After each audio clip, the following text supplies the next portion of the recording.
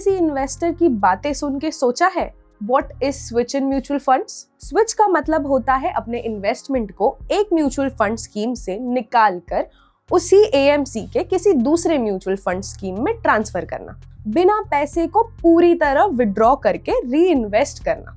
Simple words में आप अपने एग्जिस्टिंग इन्वेस्टमेंट का रोल चेंज कर रहे होते हो।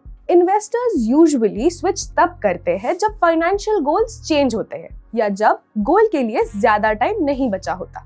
For example, long term wealth creation के फेज में इक्विटी फंड सही लग सकता है, लेकिन जब गोल पास आ जाए तो डेट फंड में स्विच करके रिस्क कम किया जा सकता है। स्विचिंग का एक और यूज होता है पोर्टफोलियो रीबैलेंसिंग।